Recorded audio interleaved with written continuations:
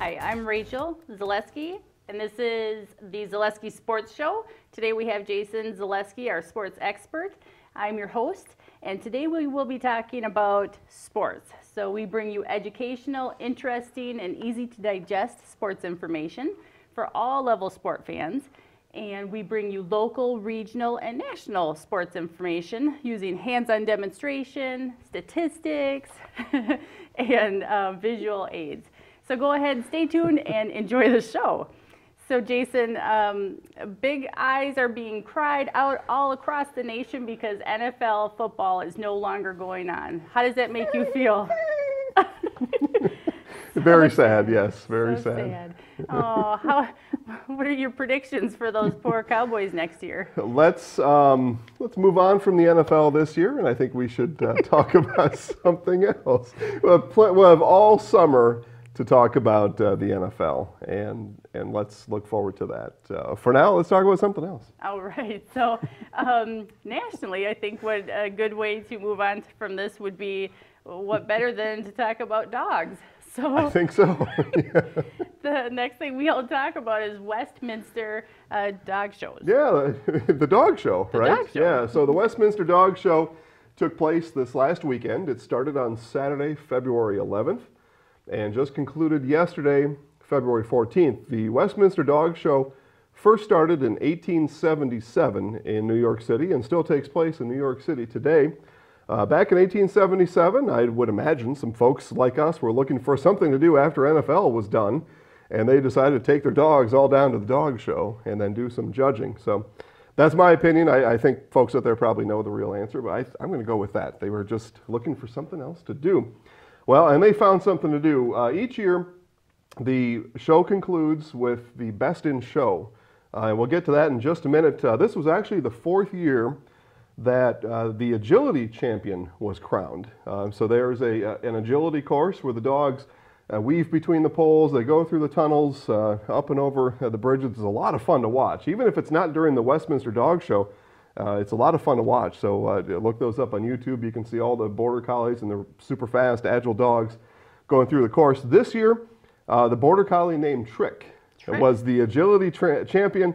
32.65 seconds Trick did the course, and it was one of the fastest times on record. And you can go to the Zaleski Sports Show Facebook page and see Trick run his course. You can also get more information about the Westminster Dog Show. And when you go there and look, you'll see that the Best in Show this year was a German Shepherd named Rumor from Edgerton, Wisconsin. So we had a Wisconsin dog finish Best in Show this year, and so pretty happy about that. German Shepherd named Rumor was the 2017 Westminster Dog Show Best in Show. Wow, wonderful. I just can't imagine that those German Shepherds are super smart. The Border Collies are super smart, so that would be something interesting to watch. Yeah. Won't take your mind off NFL, but definitely is a nice distraction. So speaking about Best in Show, our poor Wisconsin Badgers did not really show up very well to this last game on Sunday. It looks like the Wildcats beat the Badgers 66-59. So, however, the Badgers do have a chance to redeem themselves. They play against the Michigan Wolverines on the 16th at 6 p.m. on ESPN, and then they go ahead and play against the Maryland Terrapins. That's right. At noon on the 19th on CBS. So go ahead, Jason. Tell me, what do you think went wrong? Turtle. What went wrong? Turtle with their Terrapins. plan? Okay, well, so last week we talked about the NCAA, for the first time ever in men's basketball, did a selection show preview. And that preview was to showcase the top 16 teams in the country, or the selection show's top 16 teams in the country, at kind of a midway or just past midway point in the season, to give all the teams a look at where they stand right now for those top 16 teams, to show them that, hey guys, you're in, and here's what you can do now, here's what you could do now to increase your position. If you're one of those teams that maybe was, say, 14th, 15th, or 16th, guys, you got to up your game. And if you're not in this top 16, you've really got to come with it now, because we've only got a couple weeks left before the big dance. The Wisconsin Badgers were not in the top 16. So right off the bat, that told them that, hey guys, you got to step up your game and get some things figured out. And what did they do? Well, Rachel, you mentioned it. They went ahead on Sunday then, a day after the selection show, and got beat at home against Northwestern. Ouch. Yeah, they had won 8 straight coming in. So a lot of Badger fans, and I'm sure many on the team, thought we should have been in that top 16. I think perhaps that the selection committee has it right, that they should not have been in that top 16. Although they had won 8 straight, they were rather impressive during that streak. The last team they lost prior to Sunday was against number 20 ranked Purdue. They've also this year lost against ranked teams in North Carolina and Creighton. So they're having trouble against ranked teams. They are beating the unranked teams. I don't know if that says a whole lot. Now we'll see. They've got a couple weeks now to figure some things out. Shooting guard, point guard Bronson Koenig is hurt. He's one of their top players. Ethan Happ is good. He is healthy. Free throw shooting though is his problem right now, and he actually sat out at the later half of that game against Northwestern because of his free throw shooting woes. So some teams do have the Big Ten Player of the Year to be figured out. We'll see if the Badgers can figure out the rest of the teams. So for now, they're in first place. They do still have that. They've only 2 losses, so they are in first place in the Big Ten. So we'll look at the positive here for a moment. And they've got a few games left before the tournament where they want to get that number 1 seed for the Big Ten tournament. That gives them the easiest road through the tournament. We do have Purdue and the aforementioned Maryland Terrapins left chasing the Badgers. Both only have 3 losses. So those 2 teams are lurking. They want that top spot. The Badgers will have a chance to beat Maryland to separate themselves from Maryland, and then need to win the rest of their games because Purdue likely will win the rest of their games. So they need to stay one step ahead of the Boilermakers of West Lafayette. So that's what we have to look forward to for the rest of the regular season for UW Badgers men's basketball. And then we've got March Madness after that. But for now, we'll finish up their season. We'll keep a close look at them as we go over the next couple weeks. I'm so excited to start talking about March Madness coming up. I cannot tell you, like, where do these teams get these games? What is a Terrapin? Of course, we're not talking about that today. However, look forward to that in the future shows. Jason and I recently this past weekend went to Eau Claire, traveled all the way west, and we went and saw the men's basketball UW Eau Claire Blue Golds play against La Crosse. And talk about the opposite of Badgers, they actually pulled out a win. So how do you think that game went, Jason? I think we have some highlights. I do know that there was some great aggression, thrilling game, fast-paced, very loud in that stadium, or in the gymnasium. So we really appreciated going to Zorn Arena to watch that. Yeah, so roll that beautiful bean footage, and there it is. So, yeah, we had a great time. Before I get started with my remarks on the game, a big thank you to Jill Millis, the Assistant Athletic Director at the University of Eau Claire, who made sure we were taken care of and comfortable during the game, and we did. Rachel had a nice time at the game. So, the game started out fast and furious for Eau Claire. They did get out to an early lead. As we look here, we see some of those baskets and some of those finishes at the hoop. A nice assist there out to Jack Martinick for 3 out of New Brighton, Minnesota. And these guys really put the pedal down in the first half, got themselves out to a nice lead. 45-36 was what their halftime lead as they climbed through this first half here. Again, a dribble drive and a layup there. Really nice work by the Blue Golds. Matt Sieverling is their coach. Matt's done a nice job for them for the past 4 years and did a nice job during this game. As we look here at the second half, we see La Crosse start to close the gap on Eau Claire. La Crosse had a nice run in that second half to really make it a nice game. As we look here now to the end of the game, we really see Eau Claire's teamwork coming through.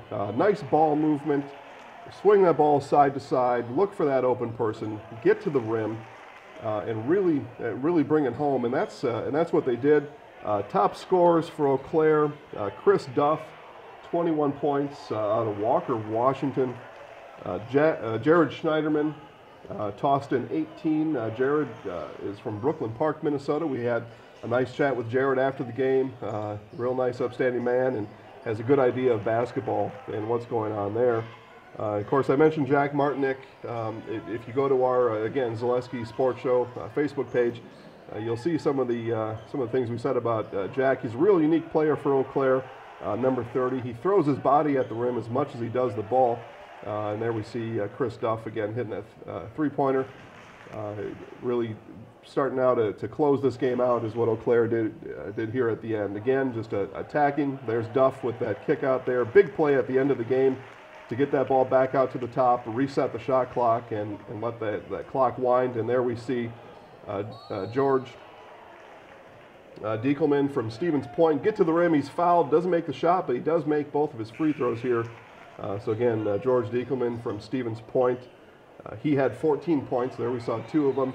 And then we had a crowd favorite there, number 24, Montra Oliver. The guys on the football team were calling for him to play. They put him in the game there at the end, and that's always nice to see when that point spread gets a little bit out there, and the team starts to put the game out of reach. Nice to see some of the other guys get in the game, especially when you've got a whole cheering section for Mr. Oliver there. So Eau Claire does beat La Crosse, Blue Golds 88. Eagles 69.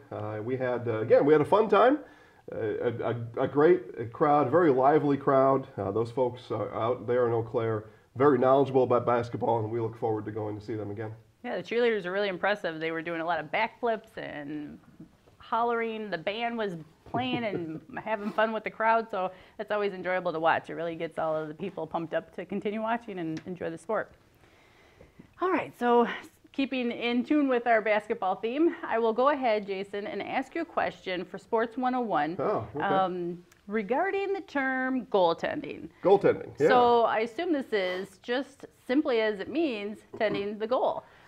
Well, is that correct? In a way, yes, but in an illegal way in this case. So as we go to the now, at least Wood County-wide famous whiteboard, we're not quite worldwide yet, but a lot of fun here in Wood County with the whiteboard. I know we've got a big following here with the whiteboard.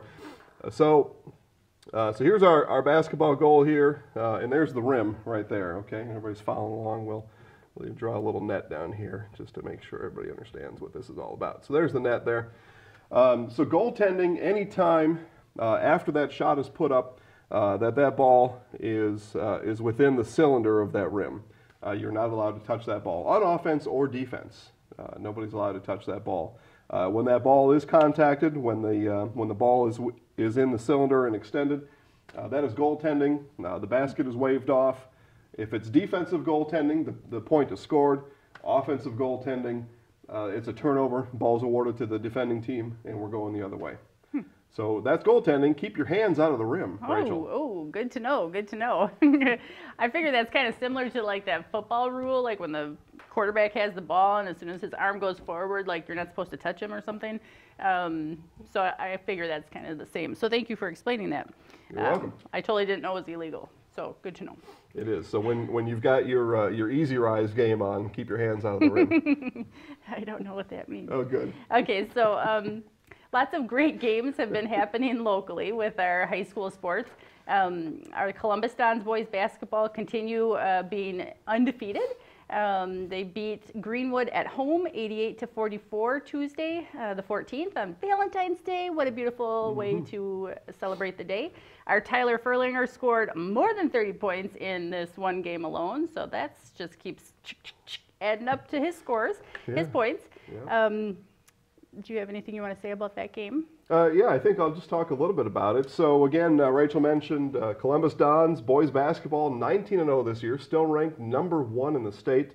Tyler Furlinger had his 3rd straight 30-point game to lead the Dons again. They took care of business, as you mentioned, Rachel, against Greenwood, 59-29 at half. So they had a 30-point lead at halftime, and then let that ride from there. 7 Dons got on the scoreboard during that game. So again, we look forward to watching the Columbus boys play this year and wish them the best of success. I know later on you've got some exciting news about us and the Columbus Dons boys basketball team. Absolutely, but before we get to that, I just have to mention a few other teams. So unfortunately, poor Columbus girls did not make a win this week. They played against Neilsville and lost 43-36. That was on the 13th. Warriors are a tough team. So I've heard. Yeah. Marshfield Boys Tigers, they won both of their games this week. So on the 10th, they played against Wausau East, won 62-48, and then went ahead and was played against Rhinelander on the 14th and beat them 70-48. So way to go. Anything else you want to add to that? Yeah, well, we've been watching the Marshfield boys basketball team now this year. We're looking forward to watching them a little bit more. They've had 5 straight wins now on the year. As you mentioned, Rachel, they did win just a few days ago. 53% shooting they had, so a nice shooting game that is nice. for the Marshfield boys. Ethan Postuluk led the team with 16 points. He's having a nice season. A win against Wausau West on Friday, and we're going to mention schedules a little bit. Guarantees them a second place finish in the conference, and then they're on to the tournament. So Ooh, exciting. see if they can get that second place spot. Yeah, absolutely. And then just jumping over to girls basketball, the girls varsity team for Tigers beat Wausau East 67-32 on the 10th. Meg Bryan scored 3 3-pointers for a total of 12 points in that whole game. So way to go. I don't know that I could ever even make 1 3-pointer. So good job. Lots of practice. Smart girl. Okay, go ahead. Yeah, so some very fun basketball going on with the Marshfield Senior High girl Tigers. In that game, they were up 40-22 at halftime, so really got out to a big lead. Emma Fehrenbach, recent 1,000-point career scorer, led the team with 24 more points to add to her total, 8 rebounds. She is getting the job done. The girls play at Wausau West on the 16th. A win equals a conference title for the Marshfield Tigers. So we look forward to that. They've got a playoff game set already. That's on the 24th of February at Chippewa Falls. So they've got some future look, but they want to finish up business here in the Valley Conference and bring that title home. Absolutely. And then last that we wanted to mention here locally is the boys hockey. So our Marshfield Tiger boys hockey pulled out a win against Black River Falls, and they scored 3-2. It was an excellent game. They move on to the regional finals, and I can't wait to see how they do in their next game. Hopefully they continue on. And then we have our girls hockey. They start up on the 17th. Is that correct? That's right. That's right. And I can't wait for them to start their game. I'm sure they're excited and ready to start showing we're off what they have. Looking forward to watching the girls. Like you said, Rachel, the boys did play yesterday on Valentine's Day. The Marshfield boys hockey team, they beat Black River Falls 3-2. Marshfield's Zach Schmidt, with 6:11 left in the first period, scored a goal to get the Tigers on the board and off to a 1-0 lead. In the second period, Black River Falls did all the scoring. They scored twice, so they took a 2-1 lead into the third period, and that's where the Marshfield Tiger boys really kicked it into gear. Just 57 seconds into the third period, Isaac Wellens with the equalizer. 2-2 game at that point, Ryan Kruger with the assist. And then with 6:02 left in the game, tied 2-2 with the assist from Colin Barth and Isaiah Byrel. Evan Weister put the biscuit in the basket to take the Tigers out to a 3-2 win against Black River Falls. Goalie Hayden Roy Peterson, 37 saves in that game. He did big work standing on his head down there on the goal. And yes, we do look forward to watching both the boys and the girls team as they advance through the playoffs this year.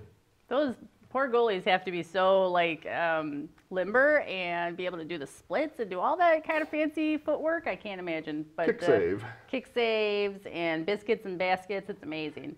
So what I will say then is I'll just go ahead and give you a little sneak peek of the schedule for the rest of the week. Jason did mention a few of these games, so I apologize if I repeat, but I'll go ahead anyway. Columbus Boys Dons varsity basketball play. They'll be playing on the 17th at 7:15 p.m. At Loyal. This game, Jason and I will be reporting from, so we will be there at the game reporting that. The next game after that, they'll be playing on February 20th at 7:15 p.m. against Neillsville at home. We will not be at that game. The Columbus Dons girls play February 16th at 7:15 p.m. against Fall Creek at home. And then Marshfield Boys Tigers will be playing February 17th at 7:30 p.m. against Wausau West at home. And then they play again on the 20th at 7:15 in Mosinee. Marshfield Girls Tigers play February 16th at 7:30 p.m. against Wausau West. And again, this is another game that Jason and I will be at. So that's exciting. We can't wait to go see those ladies over there show us their stuff and play a great game. And then again, I already had mentioned boys hockey. They play again now on February 16th at 7 p.m. at Chippewa Falls. So good luck, boys. I hope you do well. And girls, again, they start on the 17th. So Wisconsin Rapids against Rhinelander Anago, and hope they do well as well. So, Jason, anything else locally going on that has nothing to do with sports? Well, yeah, you're right, Rachel. It's a full schedule there. There is something I think that is pretty fun to do this weekend, fun to do any weekend, and that's to go to the Marshfield Wildwood Zoo. Did you know that coming up on the 21st, our famous bears, our famous grizzly bears at the zoo, Muncie and Boda, will be 2 years old on the 21st. Oh. So go down to the zoo this weekend, wish the bears happy birthday, and then take a look at all the other fun stuff that our zoo has to offer and visit them early and often. It's always a fun time at the Marshfield Zoo. Absolutely, and even being 2 years old, they're really big for being 2. So you got to go check it out and see how big they really are. And a lot of fun to watch. They're still very playful, they're very active, a lot of fun. Muncie and Boda, happy birthday. Happy birthday. So I'm Rachel Zaleski, I'm your host. This is Jason Zaleski, our sports expert, and you've been watching the Zaleski Sports Show. We encourage any comments, emails, recommendations, suggestions, topics of interest you would like us to cover through our email address, and that is zaleskisportsshow@gmail.com. Otherwise, you can find us on Facebook, on our Facebook page at Zaleski Sports Show. So just hit that like button and you'll get all the other information and updates about where we are and what we're doing. So thank you so much for watching, and you all have a wonderful week, and take care. Go Sports!